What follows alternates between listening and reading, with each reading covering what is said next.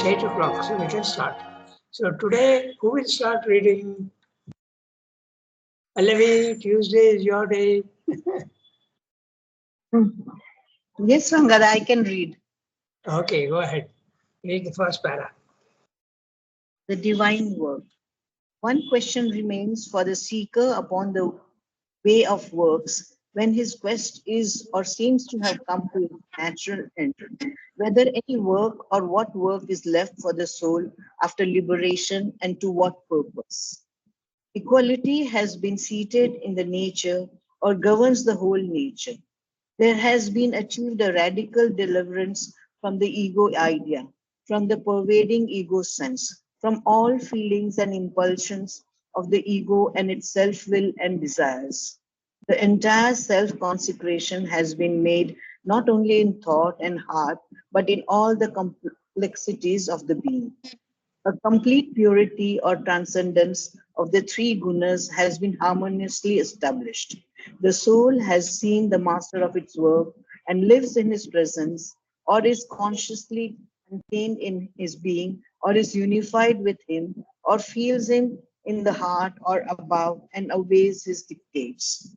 It has known its true being and cast away the veil of the ignorance. What work then remains for the worker in man, and with what motive, to what end, in what spirit will it be done? There you are. So very clear statement. And the question, we have to answer the question one by one. Okay, so just 1 minute. I get rid of this. Good morning, Kiran. Good morning, Angada. So, Shlendra is now saying, once you have more or less achieved the goal and you have risen to the self and you have had a glimpse of the divine and you have removed your ego and your samatha is well established, what is the work? In the beginning, the work that we do is imperfect, but it is the way to get the divine consciousness. The work we do is used for as an instrument. We have to devote our work, whatever we are doing. Naturally, it is egoistic and self-centered in the beginning. But if you remember and offer, it's good enough. And then the time comes when the consciousness is changed completely. So when it is changed completely, or not fully complete also, but half complete, what is the work to be done? So we'll read the sentence and see whether it is clear. I also have a question towards the end of the para, so we'll see whether we can solve that problem. One question remains for the seeker upon the way of works. So we are still discussing Karma Yoga. Remember, we have finished reading Jnana Yoga long ago, and we are now doing Karma Yoga. And next will be the Bhakti Yoga. That is a very short section. Okay. But now we are doing Karma Yoga. One question remains for the seeker upon the way of works. When his quest is or seems to have come to its natural end. So Sedgwick is saying, even if it is not 100%, okay, it can still be partly successful, even if it is half. Very clearly he is saying that. Or seems to have come to its natural end. Okay, whether any work or what work is left for the soul after liberation and to what purpose? Equality now. What is meant by having achieved your goal? He is telling you. Equality has been seated in the nature or governs the whole nature. Now when you use the word governs, when you use the word or, he is using a slight different gradation. Okay?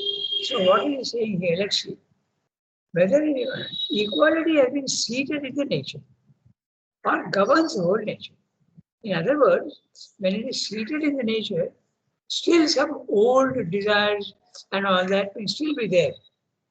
But when it governs the whole nature, egoism has gone completely and you are absolutely equal to everything. Okay? So see, he is giving you even a gradation. Seated in the nature is less than governs the whole nature. The divine doesn't wait for you to become absolutely perfect. Nobody can become absolutely perfect in the beginning. And remember also that perfection has a gradation. Okay, so that's why Sri use the words perfect, perfection, true truth, and things like that. Okay, so that's why it takes the trouble of telling you the different grades also.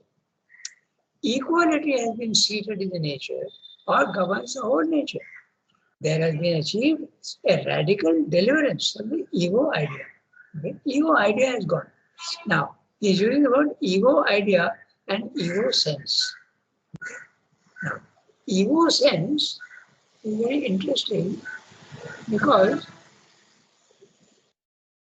ego idea, very clearly, you are conscious of your ego. Okay?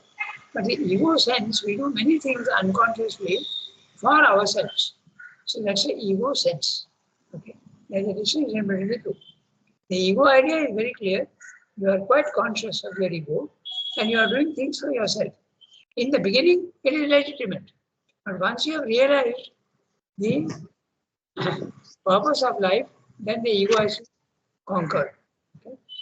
Ego idea and pervading ego sense from all feelings and impulsions of the ego and its self-will and desires. Now it's interesting, man has the ego idea, but do animals have an ego sense? Certainly they do, because they fight for their own food, they fight for their own mates, okay? So all this is ego sense. They're not conscious of ego, they don't even know what ego is, but they have that sense. Whatever they are doing it for themselves. Okay? So that's very clear. Idea of pervading, everything is there. In the animal, it is all pervading. Okay? From all feelings and impulsions of the ego and its self-will and desires. The next sentence. The entire self-consecration has been made. You have completely given yourself up to the divine. Okay? Not only in thought and heart, but in all the complexities of the being. Now, the thought is the mind, and the heart is the higher vital, but also in the lower vital. The complexities. The complexities are the vital has many layers, just as the mind also has got layers. Okay? The mind, there is a physical mind at the lowest level, then there is a vital mind, and then there is the pure mind or reason. Now, the vital also exactly in the same way. There is a physical vital, then there is a vital vital, and there is a mental vital. Okay? There is a difference between mental vital and vital mental. There are also gradations. Sriyanga goes into that in some place and he says there are all these are small gradations, one by one, we are going up. They're slightly different from each other. Okay? So, an entire consecration has been made, not only in thought and heart, but in all the complexities. So, what are the complexities? That's what we discussed just now. The physical vital, the mental vital, and all these different grades. Okay? They are the complexities. A complete purity or transcendence of the three gunas has been harmoniously established. Okay?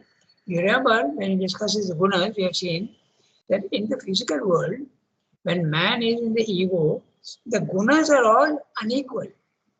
Somebody, in some cases, the sattva will be more larger than the others.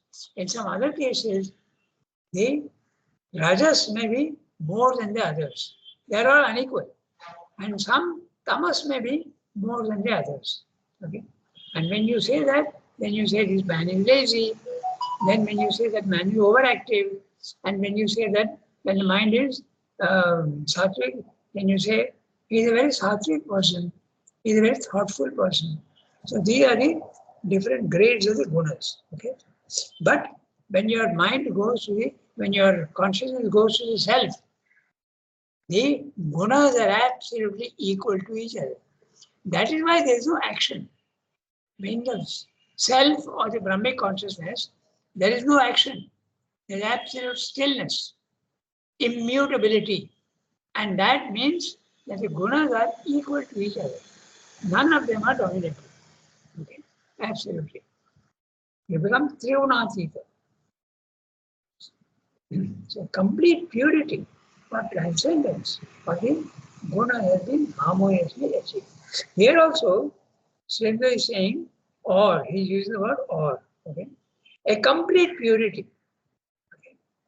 So, if you are even in the gunas, if you are there, a complete purity is possible. Okay? The mind may be pure, the vital may be pure. Okay? So, but transcendence means absolutely none of these, you have gone beyond that. Okay? So there is a difference again there between the two. Complete purity is gunas may be there, but they are quite settled and equal to each other.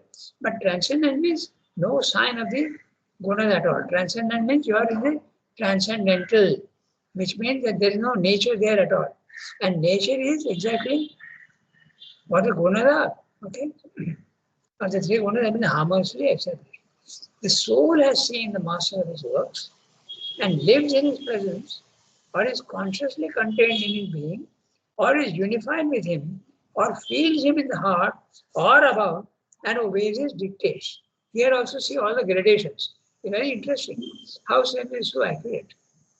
The soul has seen the master of his works. Okay, that may be a very big experience, or it may have been a glimpse. Okay, and lives in his presence. There is no union, huh? There is a presence. When does that happen? When you are in a bhakti yoga. When you are in the bhakti yoga, you are not united with the divine, but you are living in his presence. Okay? Or is consciously contained in his being. You feel that you are in the divine consciousness. You feel that you are in the divine consciousness, but separate.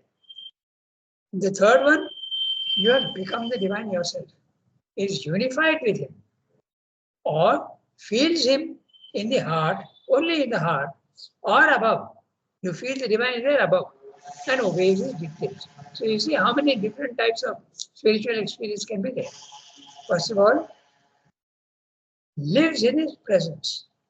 You are there and the divine is there and you adore him, and he is different and you are different, you are living in his presence. Or consciously contained in his being. You feel that you are in the divine consciousness all the time, but you are conscious of your own existence. But unified with him. Now you are not conscious of your own existence at all. You feel yourself to be divine. Or is consciously contained in his being, or is unified with him, and or feels him in the heart. Only part of your heart you will feel that he is there. In the beginning, that's what happens. Okay? When you feel that the divine is there within you, guiding you. Or above. The divine may also be above. And whatever it be, you are obeying his dictates. Whatever he tells you to do, you are doing. In other words, he is telling us also now what to do and what not to do, but we can't obey because we don't know what that dictate is. But when you have purified yourself, remove the ego, become absolutely equal, naturally you will be able to know his dictates. It has known its true being and cast away the veil of the ignorance. So, which is the true being? The self or the psychic being. Both are the true being. Cast away the veil of the ignorance. You are not seeing multiplicity anymore. Even if you see, you know that it's only an image. What work then remains for the worker in man, and with what motive? Even if he has to do some work, what is the motive? How to do it? And to what extent? In what spirit will you put it? So you can see it's a very small para, but when you go on adding or, you have to understand what he's saying. There's so many different ways of realizing the divine. Now we can read the next one. Yes, tell me. Just let me explain that what are the factors of trigunas at the level of self and at the level of transcendence. Please, once more, Dada.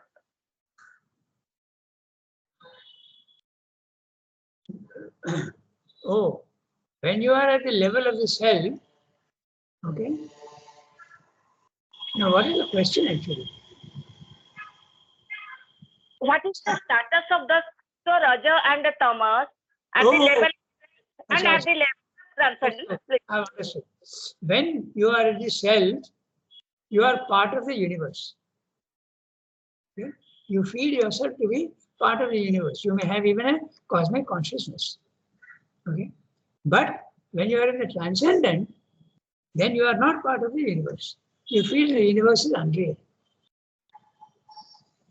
But here he is speaking only of the divine. Because when the universe is unreal, okay, then you are not conscious of the divine. You are not conscious of the master of the work. The personal aspect is not there. You are only in a Brahmic consciousness and there is no God there. I don't know if you understood. Okay? When you are in the self, two things can happen. Okay? As Srendra says very clearly in the Light Divine. Either you see the physical world as unreal and you are in a consciousness which is immutable, actionless, pure and free and not affected by the world at all. You are outside the world and the world doesn't exist for you. Even if it exists, it's only a shadow play. That is one experience you can have of the self. But that is the experience of the self in the transcendence. Okay? But you can also have a cosmic consciousness. And in that case, you are not rejecting the world.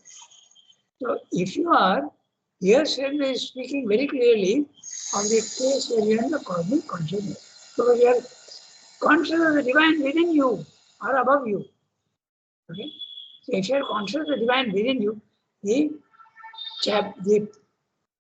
title of the previous chapter was the master of the work. It's a personal aspect of the divine. Okay? When you are in the impersonal aspect of the divine, there is no incentive to work because the world is unreal. Okay? I don't know if you follow. Okay. Thank you, Dada. Thank you. Okay? So, the two, in the sense, there are two experiences. Yes, Yasmin, you want to say something? Yes, can I make a request, please? Go ahead.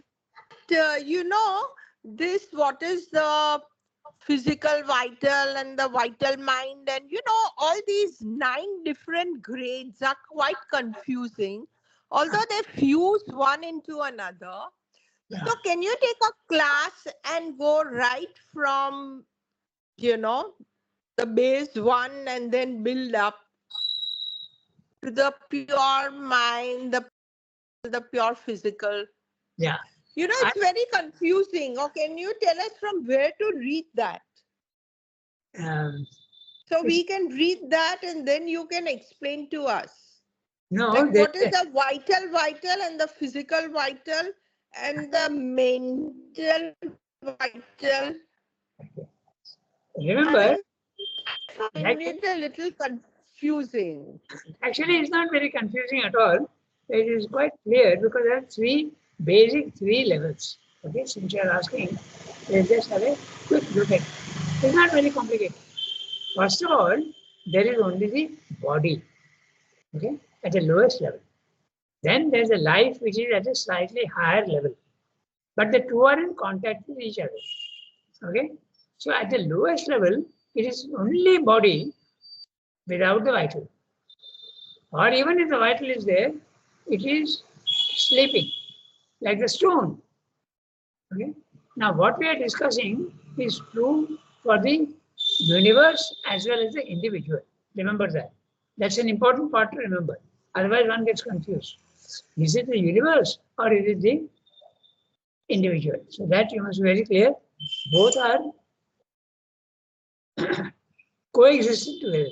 So right at the bottom is the pure matter. Okay.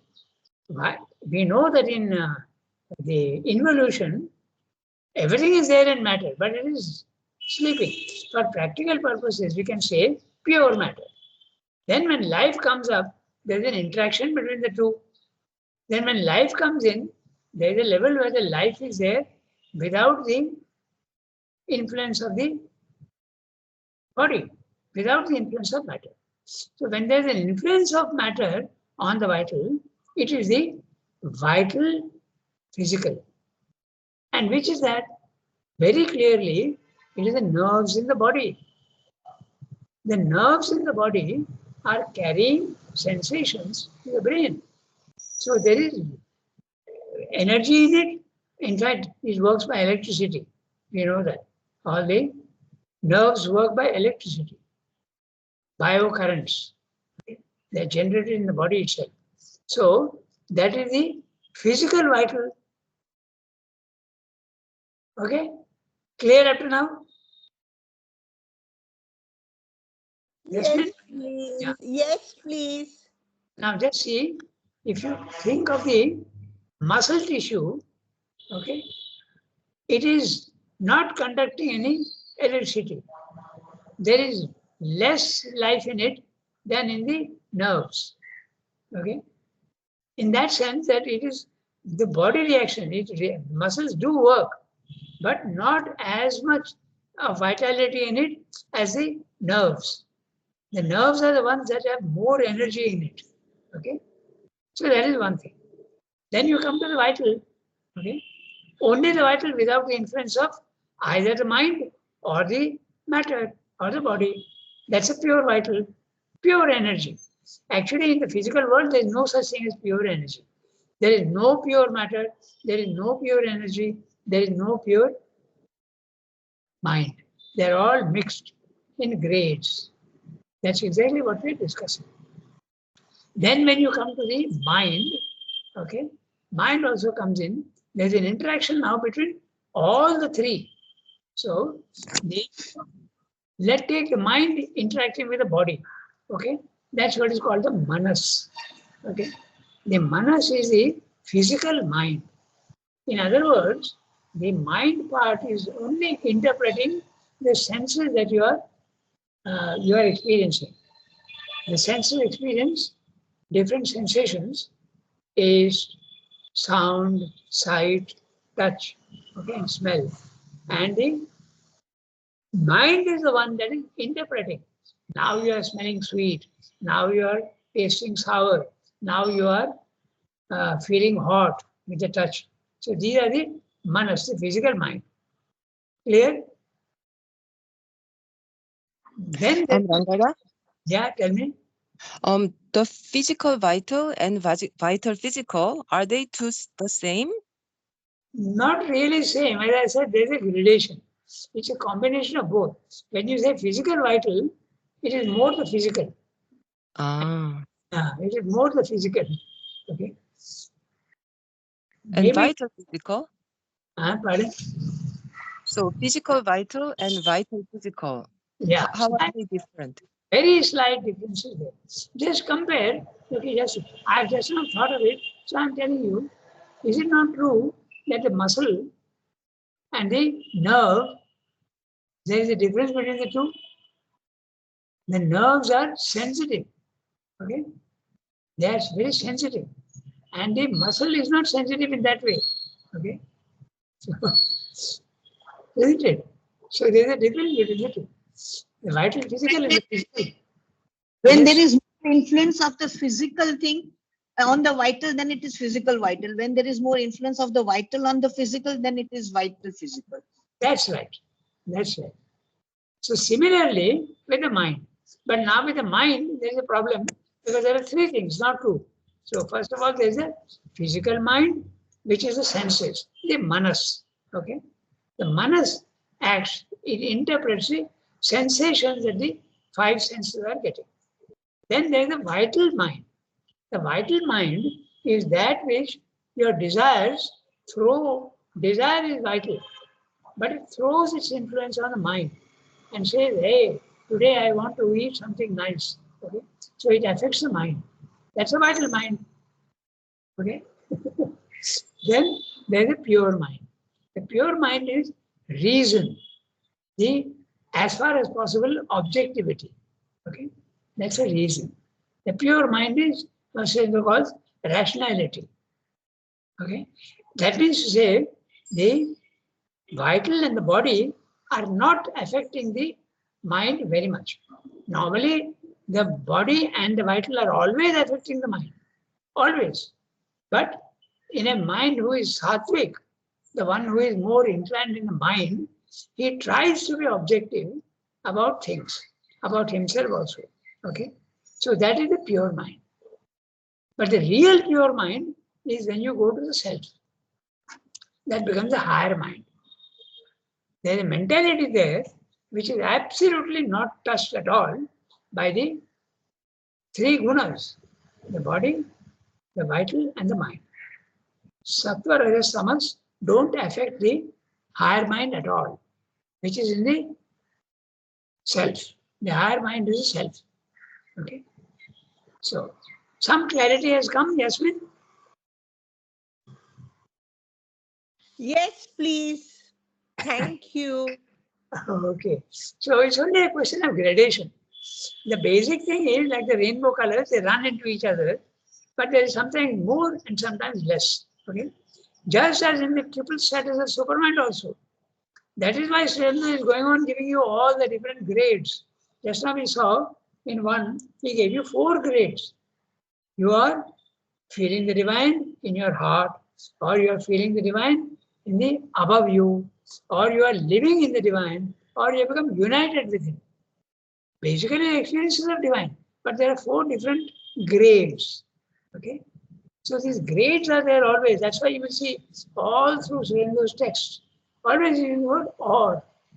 Slight difference, slight difference, slight difference. So accurate is it. It includes everybody's experience. Okay?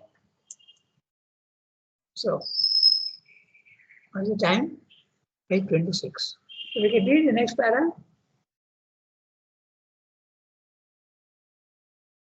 So can we read the next para? So who will read? Yes, do you want me to read? Yes, why not?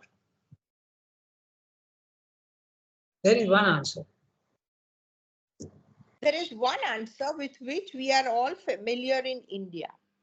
No work at all remains, for the rest is quiescence. When the soul can live in the eternal presence of the Supreme, or when it is united with the Absolute, the object of our existence in the world, if it can be said to have an object, at once ceases. Man, released from the curse of self-division and the curse of ignorance, is released too from the other affliction, the curse of works. All action would then be the degradation from the supreme state and a return into the ignorance. This attitude towards life is supported by an idea founded on the error of the vital nature, to which action is dictated only by one or all of the 3 inferior motives motives, necessity, restless instinct, and impulse or desire. The instinct or impulse, quiescent, desire extinguished, what place is there for works? Some mechanical necessity might remain, but no other, and even that would cease forever with the fall of the body. After all, even so, while life remains, action is unavoidable. Mere thinking, or in the absence of thought, mere living, is itself an act and a cause of many effects. All existence in the world is work, force, potency, and has a dynamic effect in the whole by its mere presence, even the inertia of the cloth, even the silence of the immobile Buddha on the verge of nirvana. There is question only of the manner of the action, the instruments that are used, that act of themselves, and the spirit and knowledge of the worker. For in reality, no man works, but nature works for him for the self-expression of a power within that proceeds from the infinite. To know that and live in the presence and in the being of the master of nature free from desire, and the illusion of personal impulsions is the one thing needful. That, and not the bodily cessation of action, is the true release from the bondage of works at one season. A man might sit still and motionless forever and yet be as much bound to the ignorance as the animal or the insect. But if he can make the greater consciousness dynamic within him, then all the works of all the worlds could pass through him, and yet he would remain at rest, absolute in calm and peace, free from all bondage. Action in the world is given its first uh, is given us first as a means for our self-development and self-fulfillment. But even if we reached a last possible divine self-completeness, it would still remain as a means for the fulfillment of the divine intention in the world and of the larger universal self, of which each being is a portion that has come down with it from the transcendence. Yeah. Okay. So, longish para, quite long para. Don't know if you can finish it, but we'll see. So, what works to be done is being answered. And you will remember that Shremda has got, he will refer to all the answers. Okay. He'll refer to a lot of answers. Now, one thing you must remember, he is using the word curse, curse, curse here 3-4 times. Okay. Is Shremda saying this? No. You must be very, very clear about that. Shremda is not saying curse. Not at all. Because he doesn't consider the word a curse at all. So why is he saying that? Because note the first sentence. There is one answer with which we are very familiar in India. So he is telling us his whole para is dictated by the first sentence itself. This is very much very, very careful. Okay. Now, whatever he is saying is that familiar answer in India. Okay. It is not he who is speaking. This is his style. So you must be very, very careful. I'm giving you a good hint about this because it does not immediately occur to us that he is not talking of it as a curse. The first sentence of each para determines what he's going to say and how he is going to say. Okay? So the entire paragraph is discussing only the answer familiar in India. Okay? So no work remains at all, but the rest is quiescence. When you have gone to the self, everything is calm and quiet. The soul is absolutely free. The body-mind life is going on working like a puppet, okay, like before, and it is not the soul that is working at all. When in our case, we are identified with the body-mind life, we think that we are working, and that's an illusion. Okay, that he will tell you later on. When the soul can live in the eternal presence of the Supreme, or when it is unified with the Absolute, there again, see, eternal presence of the Supreme is the bhakti path. You are separate from the divine. Or unified with the Absolute, the Jnana Yoga path. Okay? So, the object of our existence in the world, if it can be said to have an object, at once ceases. Why is he saying that? Because once you have reached the divine, there is no object. The only object is to do the divine work. That's why there's no objects. We have plenty of objects in our life. We want to have a family, we want to earn well, we want to build a house, okay, and have a family. All these are the objects. But when you realize the divine, there is absolutely no object at all. Unless the divine is telling you to do something. But it's not your object anymore, it's his object. When the soul can live in the eternal presence of the Supreme, or when it is unified with the Absolute, the object of our experience in the world, now that's why it's so careful, if it can be said to have an object at all, okay, at once ceases. No object in the physical world. Okay? Man, released from the curse of self-division and the curse of ignorance, okay, is released too from that other affliction the cause of works. Because, why is it a cause? According to the others, it's a cause because the moment you engage in action, then ego comes in, number one, and secondly also desire comes in. Okay. So you want the work that you are doing to be successful, so that's what happens. Okay, so he's mentioning that. So that is the reason why the one in India usually don't do any work. Because if you do work, you will get desire and you will get attachment. Naturally, it is not Sridhar's path because Sridhar wants you to work, and also there is plenty of work to be done in the physical world, in the interior world.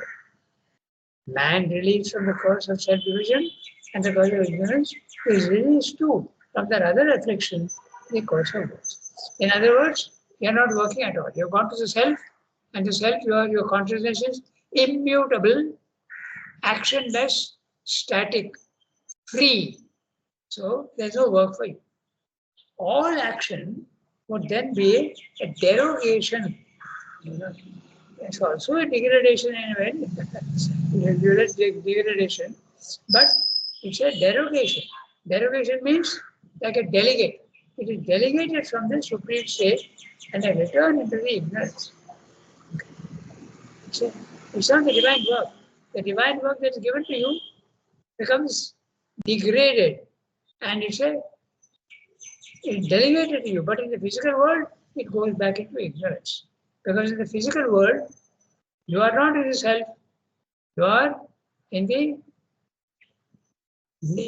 identified with nature, you are subject to the gunas. So that's why you are in ignorance. This attitude towards life, which attitude is an idea familiar in India, that once you realize the divine, no need to do any work. This attitude towards life is supported by an idea founded on the error of the vital nature. Now he's telling you that there is some justification, but the justification is based on an error of the vital nature. And what is that? To which action is dictated only by one or all three inferior motives: necessity, restless instinct, and impulse or desire. So Sridhar is saying there is an idea, wrong idea, that the work in the world for everybody is executed because of three things. Necessity. Okay? I have to earn my living, so I have to work. I go to a job, get a job. Okay? I go to the market and buy vegetables because I have to eat. Necessity. Okay? Restless instinct. Okay? That's a vital. Dying for action. Okay? Or impulse or desire. You act because of desire. Desire is one of the biggest motives of action. The instinct or impulse quiescent. Okay. Now these three things, instinct or impulse quiescent, desire extinguished, what place is there for works? Only necessity remains. Necessity is only two things: food and sleep. For the yogi, only two things remain: food and sleep. The instinct or impulse, some mechanical necessity might remain. So that mechanical necessity is exactly what you said just now: food, okay? And rest also. Some mechanical necessity might remain, but no other. And even that would cease forever with the fall of the body. If the body is not there, question of sleep and food doesn't arise, so you are completely free. Okay? That's a general idea, which Sridhar does not agree with. Okay? Yeah. The instinct or impulse quiescent, desire extinguished, what place is there for works? Okay? Some mechanical necessity might remain, but no other. And even that would cease forever with the fall of the body. But after all, even so, while life remains, action is unavoidable. Even if you are sitting still, as you say, okay, there is action going on all the time.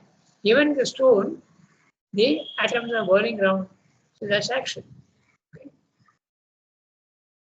Mere thinking, no, sorry, with the fall of the body.